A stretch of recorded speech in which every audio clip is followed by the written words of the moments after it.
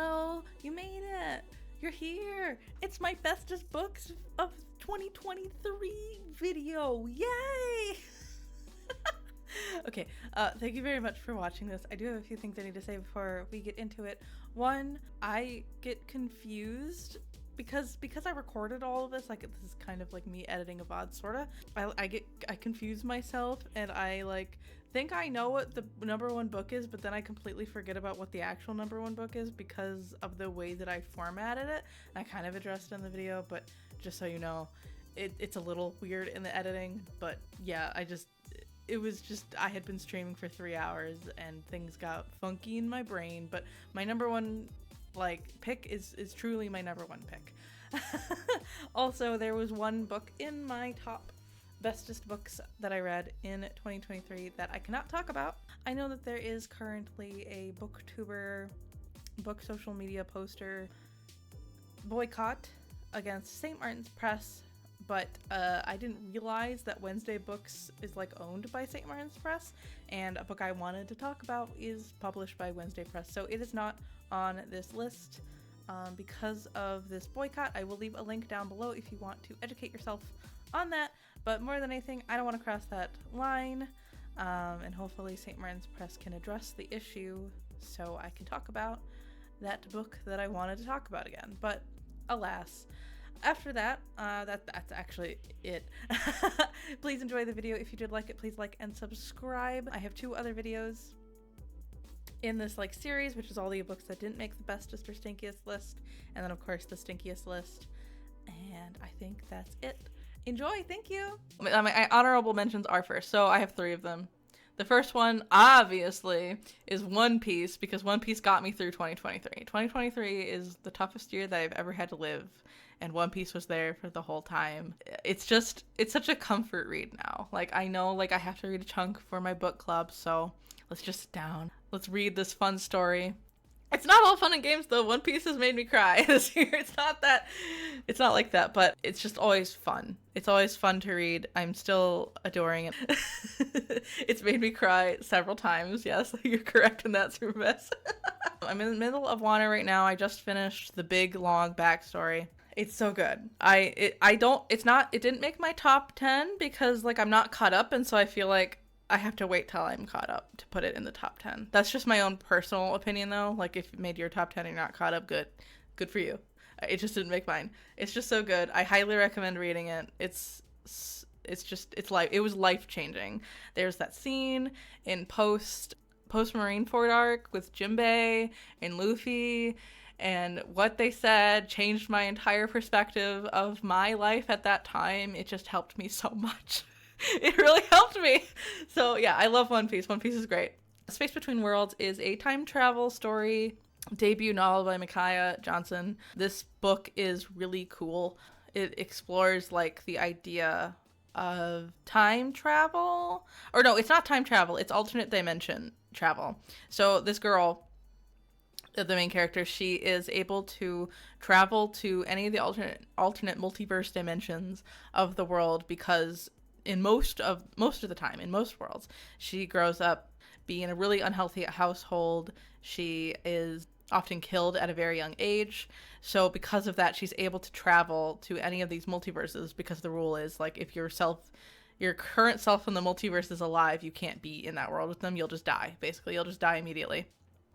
But so she can travel pretty easily. So it plays with the fact that who are these people that are able to jump multiverses a lot? It's people that grew up in rough communities, and a lot of them are people of color. So it really covers that concept and the effect that capitalism has on poor people and lots of things like that. It's a little slow at times, but the concepts were really well laid out. It was pretty deep.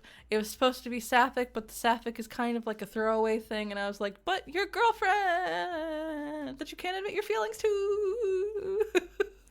I guess the sequel's coming out next year, and I will read that. I think it'll be pretty good. I'm happy about it overall. It was a really, really well-written debut novel, which you don't always see.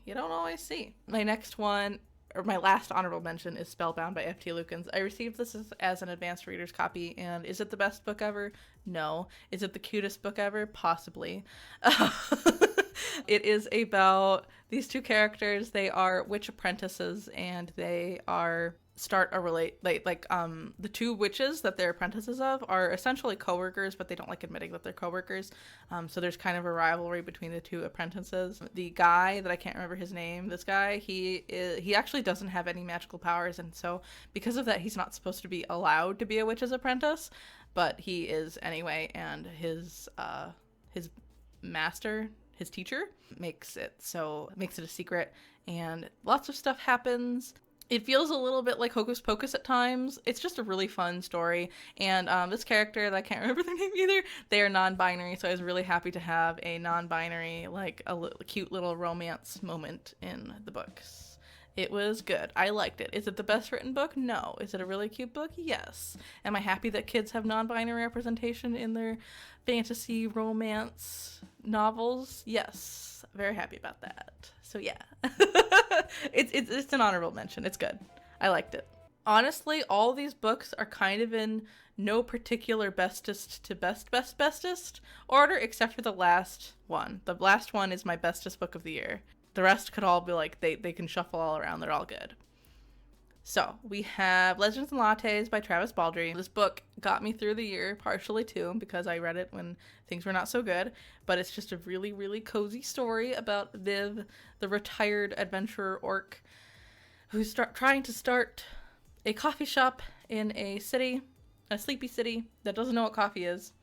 And she just goes through. The book is literally just like everything that an orc could do to start their own business, to the point of like building the shop, testing the coffee, figuring out how to market the coffee, and then Tandri, the little tiefling lady, she comes in too and helps with the marketing, and there's an adorable ratkin character named Thimble who bakes for them. It's just the best book. It's just the best little simple book to read.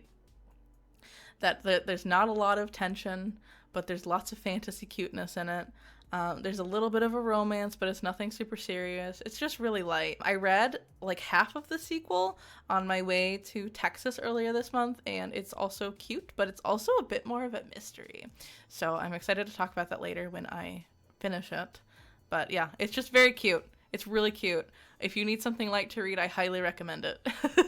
Highly recommend it. Next I have, Hellbent by Leigh Bardugo is the sequel to Ninth House. It's a sequel, so I can't say too much about it. It was great. I really liked it. Ninth House is about Galaxy Stern. And she gets sent, she's like this kind of, she's not a druggie, but she associates with like druggy people. Like, I guess she did do drugs, but wasn't addicted, sort of thing, in California. But she's always been able to see like ghosts and stuff like that. And one thing leads to another, and she's hospitalized and is offered a free full ride scholarship to Yale. And that basically the stipulation is that she has to go to Yale and be like, she has to work for the secret societies because she can see ghosts and stuff.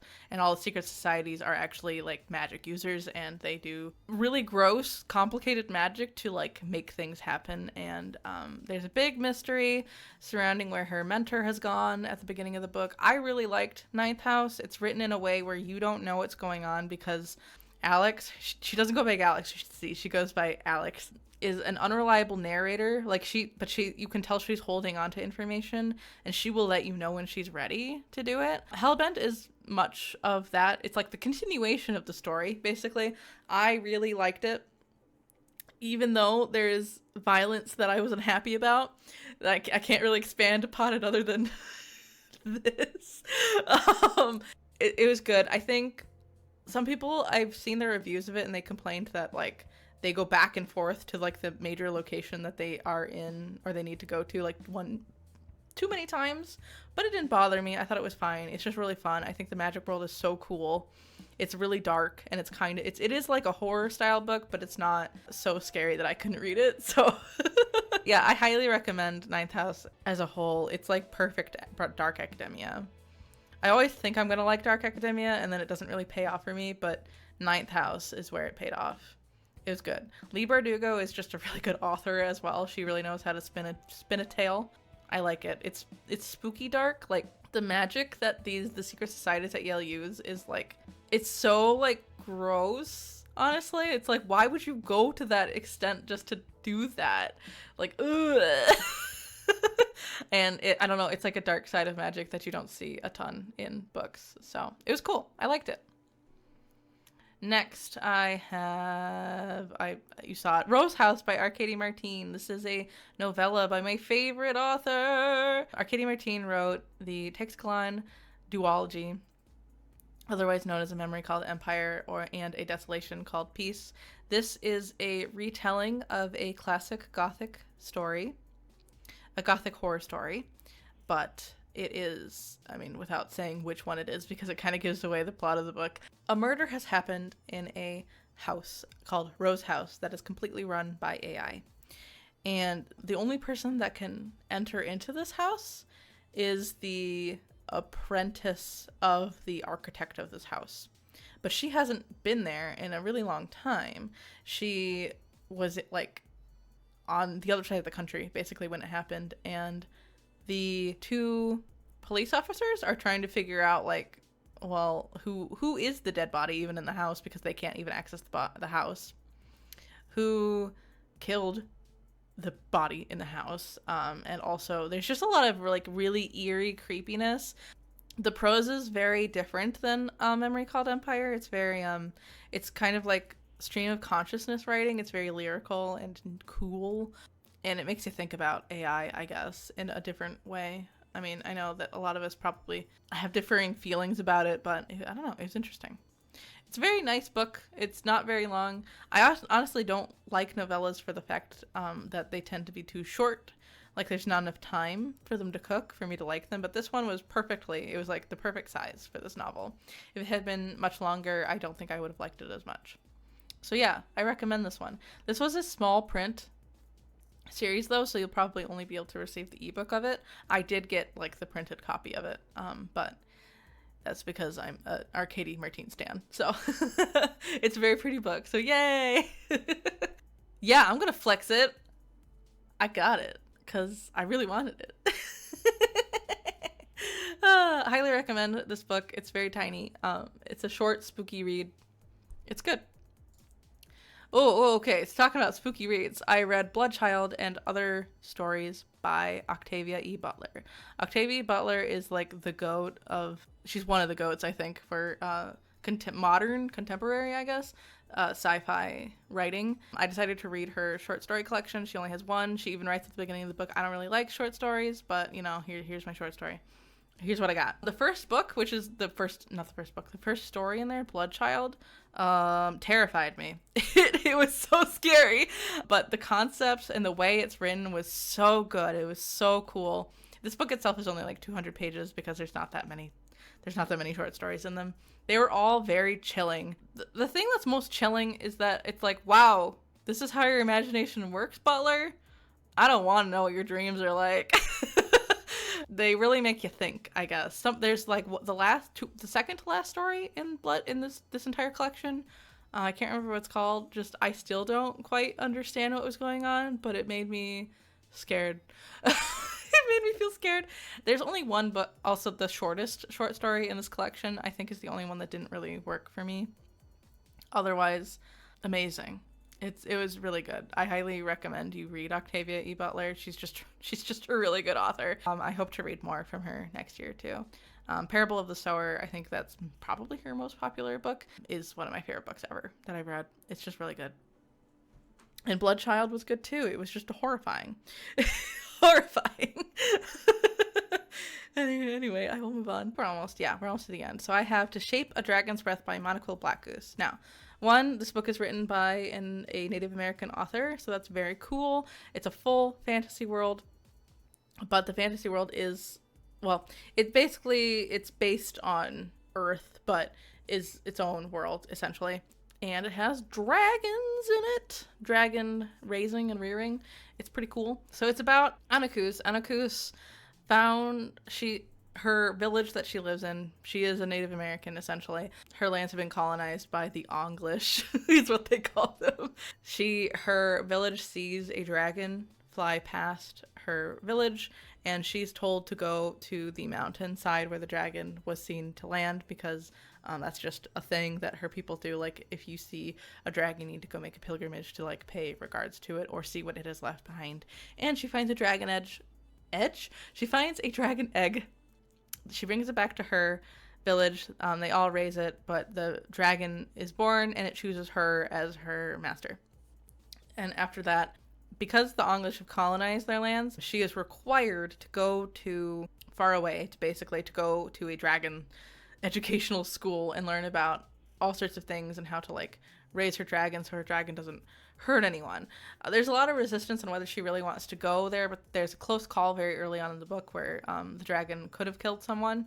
She essentially decides to go to the English dragon school on the mainland to learn how to train, like, to control her dragon so she doesn't kill someone. And this book really covers the fact that English people are racist to Native Americans. And so she makes friends with all the people that are not quite accepted in society. She makes friends with the kid that is essentially, he's not said as much on paper, but he's autistic, and no one really likes him. But Anakus likes him and makes amends to, like, understand how he interprets the world and how he wants to communicate with the world. And he also makes friends with the one other Native American kid at the school and a lot of the staff. Anyway, it's a coming-of-age story. I think one thing that worried me about this plot, there's a lot of aspects of this book I thought that would bother me, but they didn't by the end of the book. And, I initially felt, like, about the colonizers being called English, and it's not the only thing. Like, this does kind of have, like, baby's first world building aspects of it, where they just change the names of things, like the English to the English. But for some reason, it's weird in some spaces, like the like algebra is called algebra, and I'm like, I don't know why. You could have just called it algebra, but it's all right.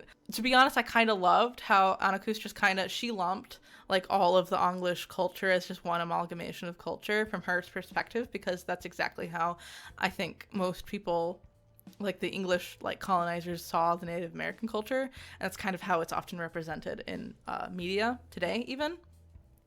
I was worried Anakus would be whisked away to dragon school and that we wouldn't learn much about her culture and her people, because she wasn't there on the island anymore. But without spoiling too much, I'm happy to say that this isn't the case at all, and I was very happy with how this plays out in the story.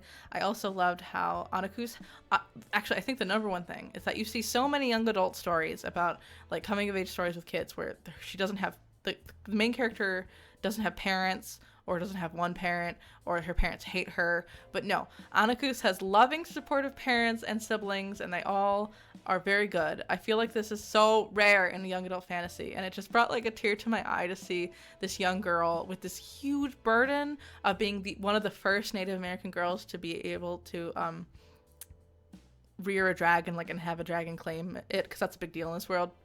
And her family just completely had her back. It was just really nice. I highly recommend it. It's just fantastic, and especially unfortunately was writing on the coattails of Fourth Wing by Rebecca Yarros, which is also a book about going to a dragon school and rearing dragons, but is more like a smutty fantasy romantasy book, and that makes me so sad, because, like, if you liked Fourth Wing, that's fine, whatever, but this book is saying a lot. It's, like, teaching about, like, I don't know, it's written by an indigenous person, and you don't get that a lot, and it's just really good, and it's fantasy and dragons and magic, and it's really fun. If you're at all interested, please read this book, or at least, like, check it out. Ta-da! Emily Wilde's Encyclopedia of Faeries by Heather Fawcett. It's just so perfect. It hits all of the marks that I want in a book. One, it's about fairies. I freaking love fairies. They're like cute little guy fairies. They aren't like weird sex pest fairies that I see a lot in books right now, and I don't like it.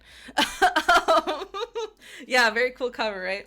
It covers a slow burn romance that is genuinely a slow burn, and it felt so wonderful, and it was like, ooh, are they going to confess or are they not going to confess? Ooh, the whole time. I just like that a lot. And the third thing is it's a little bit epistolary, which means it's written like journal entries or like letters, and I don't know why. That's just my favorite way to read a book. I just love it so much. And it is written like that because this journal that Emily Wilde is keeping is that you were reading is essentially her notes that may go into her, it's like her journal of everything that happens, and some of like her recollections may go into her encyclopedia of fairies that she is creating.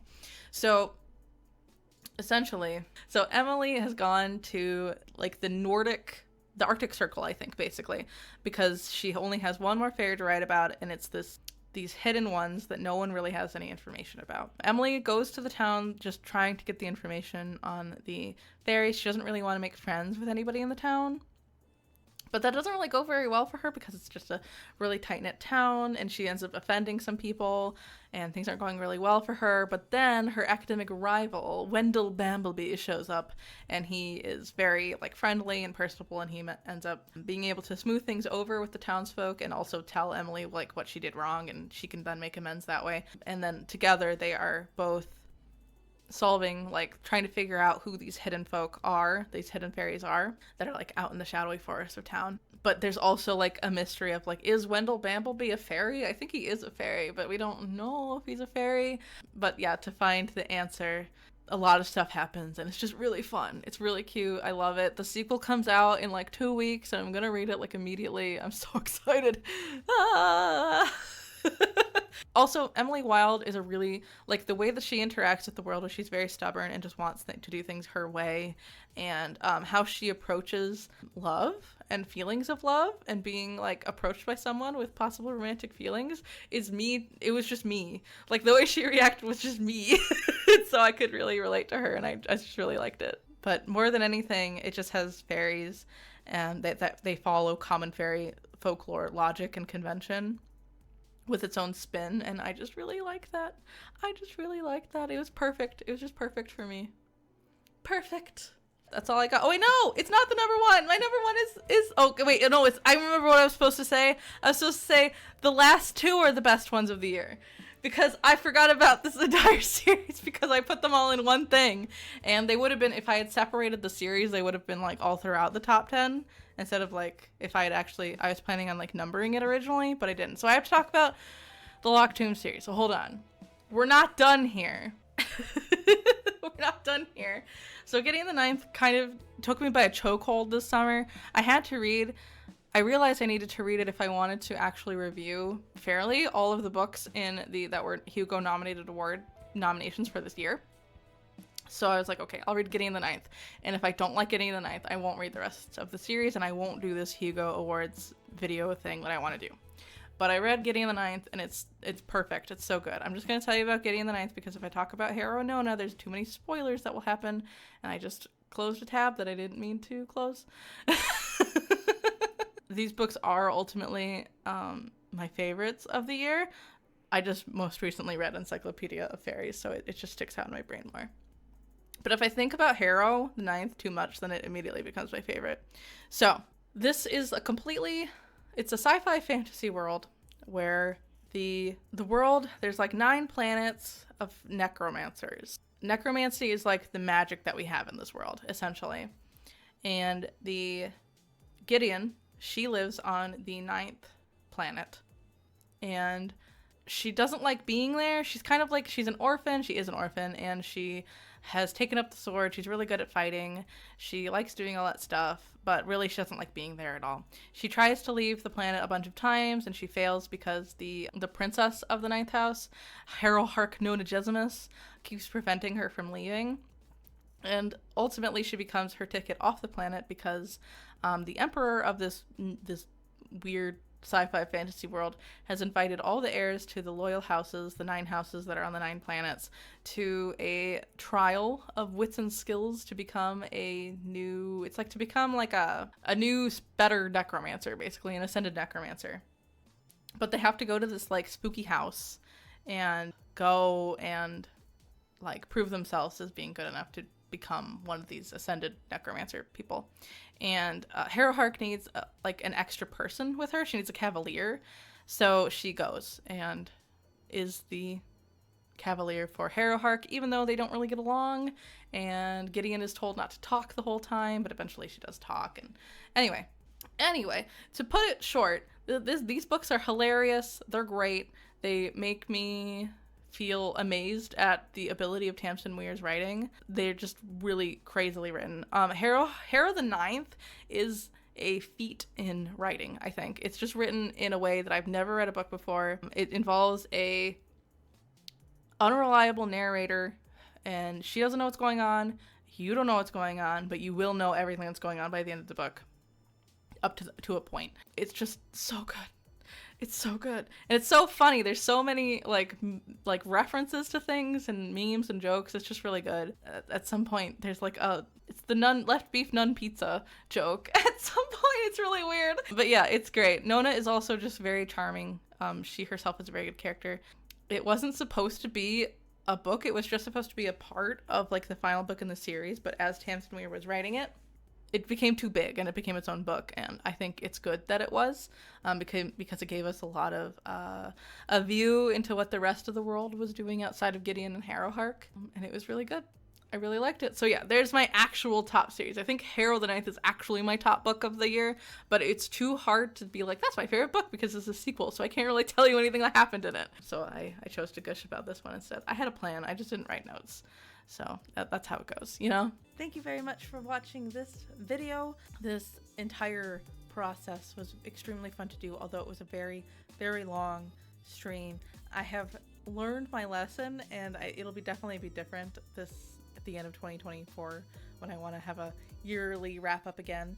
Thank you very much for watching this. I know it was kind of messy, but in 2024, I have a lot of reading plans, and I hope that you'll still stick around to watch me, evolve as a booktuber. Thank you for watching. Bye!